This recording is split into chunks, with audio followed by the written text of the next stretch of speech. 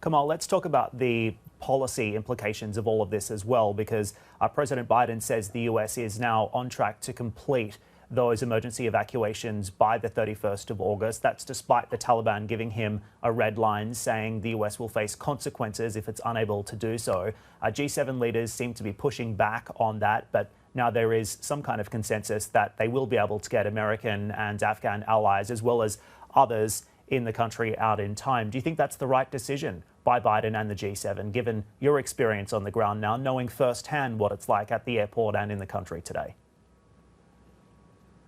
I think yes. In terms of the timeline, 31st is extremely close. I'm getting a lot of people contacting me saying, how do we get out? And also some of the big US organizations that themselves don't believe that this is workable as far as the 31st goes. I think the Taliban have ruled out any extension, but it was interesting to hear President Biden yesterday say that the Taliban is cooperating and helping people get out.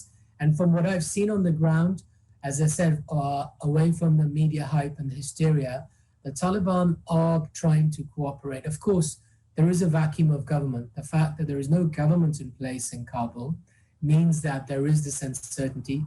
There's no border checks, no immigration, no proper airport security, let's say, as you might have at a normal airport.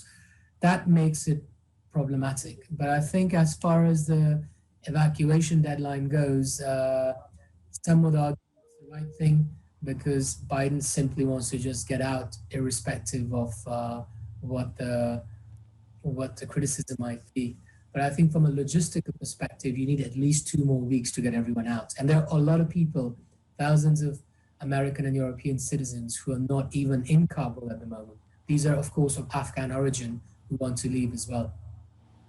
Okay, it's interesting you say that the Taliban is cooperating, but from what you've seen there on the ground, do you expect the Taliban to revert and we see in Afghanistan like we saw when the Taliban regime was last in control in the early 2000s? Or, as the Taliban has said, they've changed. Do you see any evidence of that? I think it's too early to tell. You know, as I say, that the Taliban are cooperating now, perhaps because they need to cooperate, if that makes sense. They're looking for Western recognition. The Afghan government will run out of cash in a few weeks. You know, their bank reserves are frozen. The UN and the EU have said that they will not continue funding the Afghan government. So I think this is the top reason why the Taliban are behaving themselves. I think as far as the new reformed Taliban goes, it's too early to tell. They're saying the right things. They've got these savvy press conferences where they speak in, you know, fluent English. In fact, one of their spokesperson even has a weird Australian tinge to his English.